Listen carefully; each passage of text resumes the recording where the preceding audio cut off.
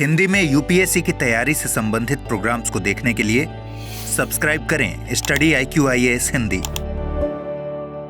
नमस्कार साथियों, मैं कुणाल आप सभी का स्टडी IQ IAS हिंदी पे स्वागत करता हूं। आज की हमारी चर्चा है कैसे चुना जाता है लोकसभा उपाध्यक्ष। अब दरअसल ये मामला चर्चा में क्यों है और देखने वाली बात यह है कि ये एक ऐसा मामला है जो एक लंबे समय से चर्चा में बना हुआ है। तो चर्चा में बने रहने के पीछे का क्या कारण है, क्या है सारी स्थिति जुड़ी हुई लोकसभा उपाध्यक्ष से और क्या है बाकी संवैधानिक मामला, ये सारी बातें हम लोग आज की अपनी इस चर्चा में जानेंगे समझेंगे। पहले देखते हैं हमारी न्यूज़ क्या कह रही है। तो भाई, appoint deputy speaker of Lok Sabha Congress president Mallikarjun खड़गे राइट्स टू PM। तो देखिए, दरअसल अभी वर्तमान में जो कांग्रेस के अध्यक्ष हैं मल्लिकार्जुन खड़गे, उन्होंने प्रधानमंत्री नरेंद्र मोदी को एक पत्र लिख करके कहा है कि देखिए, आप लोकसभा के लिए उपाध्यक्ष के चयन की प्रक्रिया जल्द से जल्द शुरू कर दीजिए। और ये कार्य ये इस समय इस प्रकार करना चाहते हैं क्योंकि अभी संसद का मानसून सत्र भी शुरू होने वाला है। तो ये चाहते हैं कि मानसून सत्र में उपाध्यक्ष का निर्वाचन भी हो जाए। इसी वजह से इन्होंने अभी फिलहाल ये पत्र लिख करके सारी की सारी सूचना प्रधानमंत्री के साथ में शेयर की है और चाहते हैं कि काम इस प्रकार से हो। तो आज की इस चर्चा में क्या क्या शामिल है, मामला चर्चा में क्यों है, संबंधित तथ्य, लोकसभा उपाध्यक्ष, संवैधानिक प्रावधान, उपाध्यक्ष का चुनाव, अध्यक्षों की सूची, उपाध्यक्ष के कार्य। ठीक है, हालांकि उपाध्यक्ष तो है लेकिन साथ साथ अध्यक्ष भी चलेगा क्योंकि दोनों का पद जो है वो आपस में कनेक्टेड होता है। लोकसभा में उपाध्यक्ष की वैल्यू तभी होती है जिस समय अध्यक्ष अपने पद पर कार्य नहीं कर रहे होते हैं या कार्य करने में असमर्थ होते हैं या फिर किसी कारण से त्यागपत्र दे देते हैं। जब तक लोकसभा के अंदर अध्यक्ष अपने पद पर कार्य कर रहे हैं, वो पीठासीन अधिकारी बरकरार हैं, तो ऐसी स्थिति में उपाध्यक्ष मात्र एक सांसद की भूमिका में ही होगा और इससे अधिक कोई उसके पास अधिकार नहीं होगा। ये बात बहुत ज्यादा खास है जो याद रखनी आप लोग को होगी। इस टॉपिक को समझने के पीछे का एक बड़ा रीजन ये भी है कि यूपीएससी ने कई बार क्वेश्चन पूछे हैं प्रीलिम्स के अंदर। ठीक है, वैसे 2018 में पूछा था, तो 2018 में उसने राज्य की विधानसभा के स्तर पे पूछा था, लेकिन हम लोग अभी संसद के स्तर पे बात कर रहे हैं, लोकसभा के उपाध्यक्ष की बात कर रहे हैं। हालांकि अंतर कुछ नहीं होता, जिस प्रकार की भूमिका लोकसभा के अध्यक्ष निभाते हैं, उपाध्यक्ष निभाते हैं, ठीक उसी प्रकार की स्थिति राज्य की विधानसभाओं के अंदर भी अध्यक्ष और उपाध्यक्ष की होती है। तो ये जो क्वेश्चन है यहाँ पर, ये 2017 की यूपीएससी CSE में पूछा गया था प्रीलिम्स के अंदर, और ये जो क्वेश्चन है ये वर्ष 2012 की परीक्षा में यूपीएससी ने प्रीलिम्स में पूछा था। तो दोनों ही क्वेश्चन इंपॉर्टेंट है। फिलहाल हो सकता है कि आप लोग आंसर ना दे पाएं, लेकिन जितने लोग आंसर दे सकते हैं बिल्कुल आंसर कमेंट कीजिए, और फिलहाल जितने लोग नहीं दे सकते वो लास्ट तक सब कुछ जाने समझें, उसके बाद फिर वो आंसर कमेंट करेंगे तो चीजें उनकी बहुत अच्छे से क्लियर हो जाएगी। चलिए आप जानना समझना शुरू कर देते हैं। तो मामला चर्चा में क्यों है, क्योंकि कांग्रेस के अध्यक्ष मल्लिकार्जुन खड़गे ने प्रधानमंत्री नरेंद्र मोदी से पत्र लिख करके निवेदन किया है कि देखिए भाई, लोकसभा के उपाध्यक्ष के चुनाव की प्रक्रिया तत्काल शुरू कर दीजिए, ऐसा आग्रह किया है उन्होंने। चलिए, अब यहां पर उन्होंने क्या क्या और बातें कही हैं और फिलहाल ऐसा क्या हो गया है या ऐसा क्यों जरूरी है कि लोकसभा के लिए उपाध्यक्ष का चुनाव करवा लेना चाहिए। तो अब मल्लिकार्जुन खड़गे ने प्रधानमंत्री नरेंद्र मोदी को कहा है कि देखिए, उपाध्यक्ष का पद खाली रखना भारत की लोकतांत्रिक राजनीति के लिए अच्छा संकेत नहीं है और यह संविधान के प्रावधानों का भी उल्लंघन है। प्रावधानों का उल्लंघन क्यों है, क्योंकि संविधान कहता है कि भाई आपको उपाध्यक्ष का चयन करना है। तो संविधान जब कहता है तो संवैधानिक पद बन जाता है ये ऐसी स्थिति में, और ये संवैधानिक पद बन गया है तो उसका अर्थ यह है कि जरूरी है कि आप निर्वाचन करें। हालांकि दिक्कत ये चली आ रही है कि जो पिछला कार्यकाल था प्रधानमंत्री नरेंद्र मोदी का, जो दूसरी सरकार इनकी बनी थी, उस दौरान इन्होंने पूरे के पूरी लोकसभा के कार्यकाल के में कभी भी उपाध्यक्ष का निर्वाचन नहीं करवाया। और जब ये तीसरे कार्यकाल के लिए आए हैं तो अब लगभग 11 महीने का समय ये बिता चुके हैं, लेकिन अभी तक इन्होंने ना तो कोई बात की है और ना ही ऐसा कोई जिक्र किया है कि कब किया जाएगा लोकसभा में उपाध्यक्ष का चयन। तो अब डिप्यूटी स्पीकर का इलेक्शन पिछली लोकसभा में भी नहीं हुआ और कांग्रेस को लग रहा है कि भाई इस बार भी ऐसा ही हो सकता है कि ये पूरी लोकसभा बिना उपाध्यक्ष के चयन के निकल जाए। तो इसीलिए फिलहाल ये लगातार इस बात पे फोकस कर रहे हैं कि भैया चुनाव करवा लो, अच्छा रहेगा। ठीक है, तो अब दरअसल इसके पीछे की स्थिति ये भी रही है कि बीते कुछ समय से ऐसी परंपरा बन गई है, लगभग हम देखते हैं कि 1990 के बाद से तो ये परंपरा चली आई है 2014 तक, कि लोकसभा के अंदर विपक्षी दल से ही किसी ना किसी व्यक्ति को चुना गया है डिप्यूटी स्पीकर। तो अब ये जो पद है ना, ये पद परंपरा के आधार पर, देखो संविधान में नहीं लिखा हुआ है, किसी और जगह पे नियम में भी नहीं लिखा गया है कि उपाध्यक्ष को विपक्षी दल से होना है, लेकिन हाँ, ये अब एक परंपरा बन गई है। तो परंपरा के तहत कांग्रेस को ये उम्मीद है कि जो भी व्यक्ति उपाध्यक्ष बनेगा वो विपक्ष से ही बनेगा। तो उसी उम्मीद के तहत ये चाहते हैं कि भाई चुनाव करवा लिए जाए तो अच्छा रहेगा। तो मुख्य विपक्षी दल के सदस्यों में से किसी एक को नियुक्त करने की सुस्थापित परंपरा भी रही है। तो सुस्थापित परंपरा है, बस चल रहा है चीजें। ठीक है, पहले ऐसा हुआ करता था कि उपाध्यक्ष और अध्यक्ष दोनों ही सत्तारूढ़ दल से हो जाया करते थे, लेकिन फिर बाकी और पार्टी को थोड़ा सा एतराज हुआ, उन्होंने कहा थोड़ा कॉम्प्रोमाइज कर लेते हैं, चीजों को मैनेज कर लेते हैं। तो जिसके बाद फिर चलो ये सहमति बना ली, चलो अध्यक्ष सत्तारूढ़ का हो जाएगा और बाकी उपाध्यक्ष के लिए जिस व्यक्ति को चुना जाएगा उसको हम लोग विपक्ष से चुन लेंगे। तो उसके बाद से ये चीजें फिर व्यवस्था में आने लग गई और फिर चलती हुई इसी प्रकार से आगे बढ़ भी रही हैं। पहली से 16 लोकसभा तक संसद के दोनों सदनों में एक एक उपाध्यक्ष की नियुक्ति की गई, यानी कि पहली से 16वीं लोकसभा तक ऐसे ही काम चलता रहा, यानी कि लोकसभा के अंदर उपाध्यक्ष का निर्वाचन हुआ। लेकिन 17वीं लोकसभा के अंदर हम लोगों ने पहली बार यह देखा कि भाई लोकसभा के अंदर उपाध्यक्ष का चयन नहीं हुआ। पहली बार कब देखा? 17वीं लोकसभा में देखा, जिस समय प्रधानमंत्री नरेंद्र मोदी का, जिसको हम लोग कहते हैं मोदी 2.0 गवर्नमेंट जो थी, उसमें हम लोगों ने पहली बार देखा कि उपाध्यक्ष का चयन ही नहीं रहा और पूरे के पूरे लोकसभा के कार्यकाल के दौरान उपाध्यक्ष का पद खाली रहा। अब वो स्थिति जो रही सो रही, लेकिन अब क्या हुआ है कि 17वीं लोकसभा के बाद जब 18वीं लोकसभा का गठन किया गया, यानी कि जिसको हम लोग मोदी 3.0 कहते हैं, अब उसमें भी इन्होंने उपाध्यक्ष का चयन नहीं किया। तो कह रहे हैं कि भाई ये परंपरा जो है ना पद को खाली रखने वाली, ये चली आ रही है 17वीं लोकसभा से और अभी तक बरकरार है। इस परंपरा को तोड़ने की जरूरत है और एक महत्वपूर्ण संवैधानिक पद है, इसी वजह से इस पर चुनाव करवा लीजिए तत्काल प्रभाव से। ये हमारी फिलहाल आवश्यकता है, जरूरत है, इस पर थोड़ा ध्यान देना चाहिए। तो इसी वजह से मल्लिकार्जुन खड़गे ने यह पद लिखा। क्लियर है बात सारी? तो 1990 से 2014 तक लगातार ये बात देखी गई कि उपाध्यक्ष का पद विपक्ष के पास रहा, यानी कि विपक्ष से ही उपाध्यक्ष को चुना गया था। हालांकि 1952 से 1969 तक स्थिति ये थी कि चाहे बात हो लोकसभा के अंदर अध्यक्ष की, चाहे फिर बात हो लोकसभा के अंदर उपाध्यक्ष की, ठीक है, दोनों ही पदों के मामले में ये खास चीज पता चलती है कि अध्यक्ष और उपाध्यक्ष का पद सत्तारूढ़ दल के पास ही था। तो शुरुआती अवस्था में यानी कि 1952 से 69 तक जो सरकार में है उसी का ही अध्यक्ष और उसी का ही उपाध्यक्ष, लेकिन 1990 से 2014 तक ये फ्रीक्वेंसी देखी गई कंप्लीट कि देखिए जी उपाध्यक्ष विपक्ष से, अध्यक्ष सत्तारूढ़ दल का। 16वीं लोकसभा आखिरी लोकसभा थी जिस समय उपाध्यक्ष का चयन हुआ और इस समय उपाध्यक्ष बनाया गया था बीजेपी के द्वारा अपनी ही एक सहयोगी पार्टी से जो है AIADMK, और यहां से जिनको बनाया गया था उपाध्यक्ष लोकसभा के अंदर उनका नाम है M थुम्बी दुरई। तो इन्होंने जिम्मेदारी संभाली थी। 16वीं लोकसभा के अंदर ये उपाध्यक्ष पद पे थे, लेकिन 17वीं लोकसभा में उपाध्यक्ष का पद खाली रहा और अभी तक ये परंपरा चली आ रही है। ठीक है, अब जैसे कि हम लोगों ने बात सुनी कि मल्लिकार्जुन खड़गे ने दो बातें कही। दो बातें क्या क्या कही? मल्लिकार्जुन खड़गे की दो प्रमुख बातें हैं, उनमें पहला ये कि भारत की लोकतांत्रिक राजनीति के लिए अच्छा संकेत नहीं है। दूसरी बात इन्होंने ये कही कि संविधान के प्रावधानों का भी उल्लंघन है। तो संविधान के प्रावधानों का उल्लंघन कैसे, अब जरा इस बात पर हम लोग नजर डालते हैं। संविधान के प्रावधानों का उल्लंघन क्यों होगा? क्योंकि अगर कोई बात संविधान में कही गई है आप उसको मान नहीं रहे हैं तो उसका अर्थ यह है कि संविधान के प्रावधानों का आपने उल्लंघन कर दिया है। बट कैसे?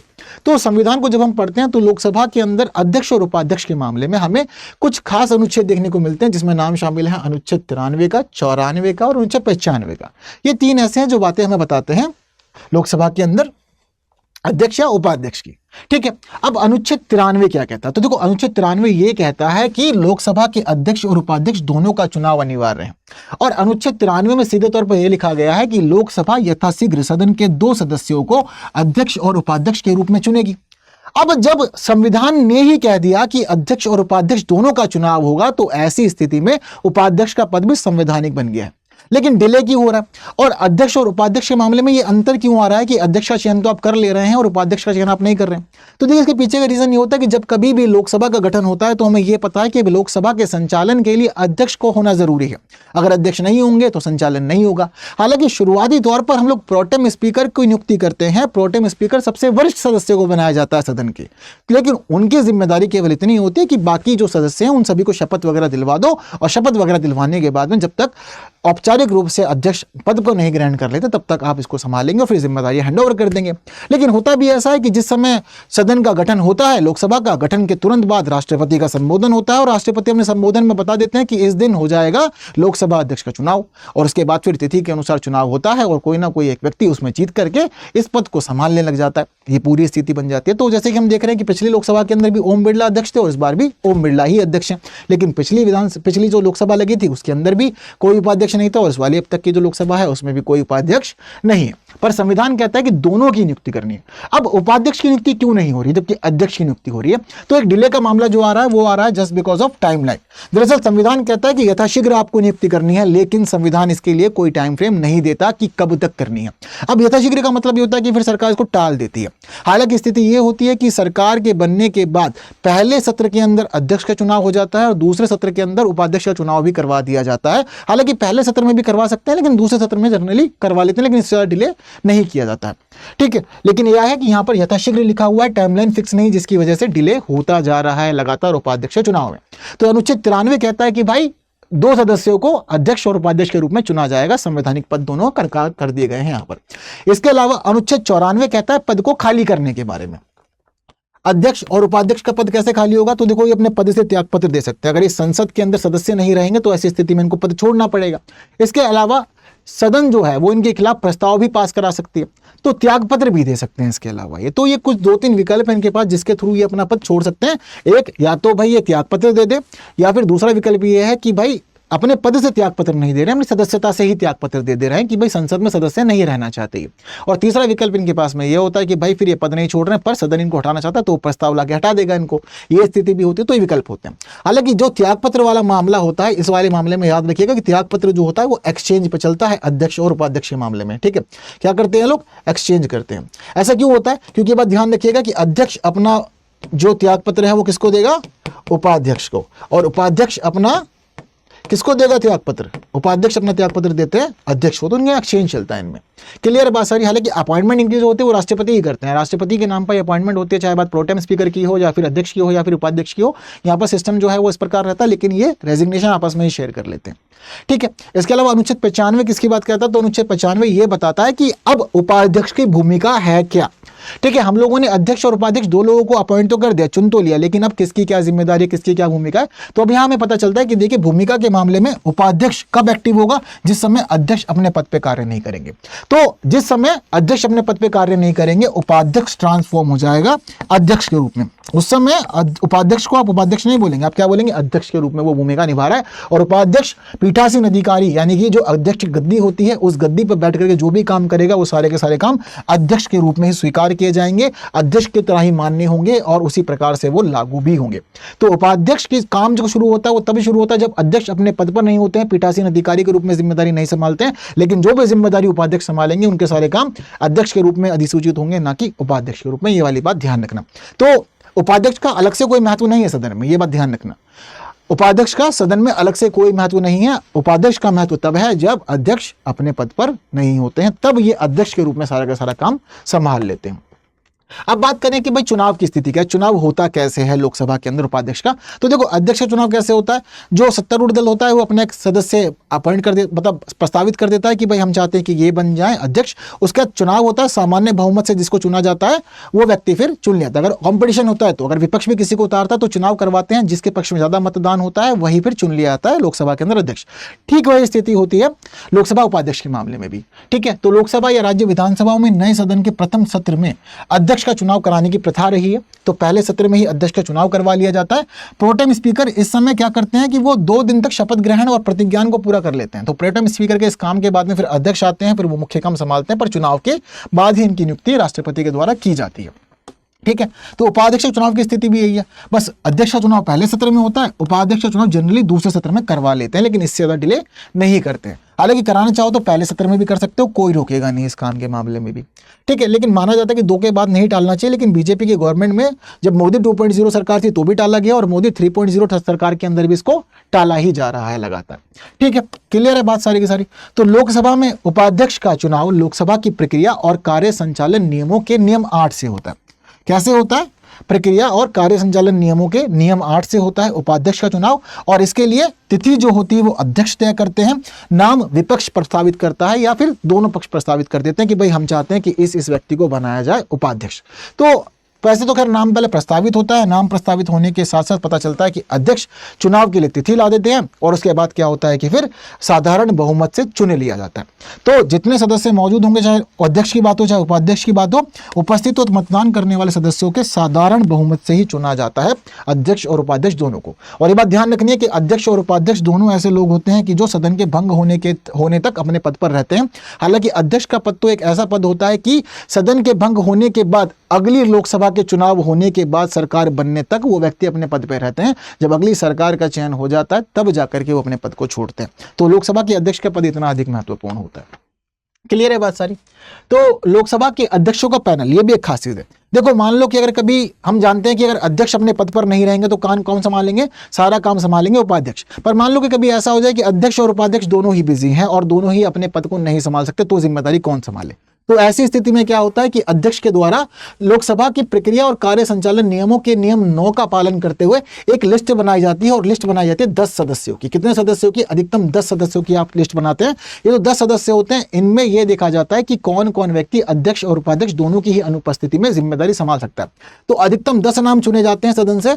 जब कभी भी ऐसी स्थिति बनती है कि दोनों में से कोई काम नहीं संभाल पाता, तो उसमें से फिर क्या करते हैं कि जो 10 सदस्यों तक की ये लिस्ट बनती है, इसमें से किसी को बोल दिया जाता है कि भैया हम नहीं आएंगे, आप काम संभाल लेना हमारे पीछे से।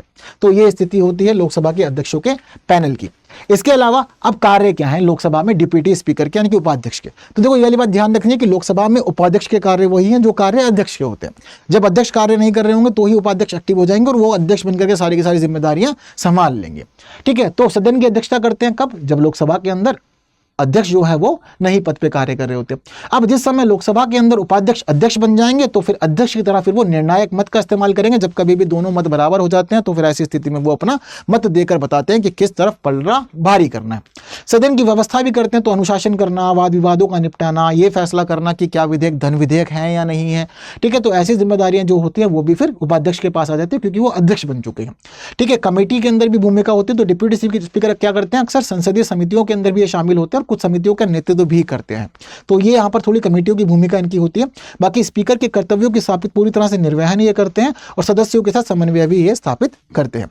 क्लियर है बात सारी? तो जो सारी महत्वपूर्ण बातें आप लोग को जाननी समझनी थी वो सारी बातें मैंने आप लोग को क्लियर कर दिया।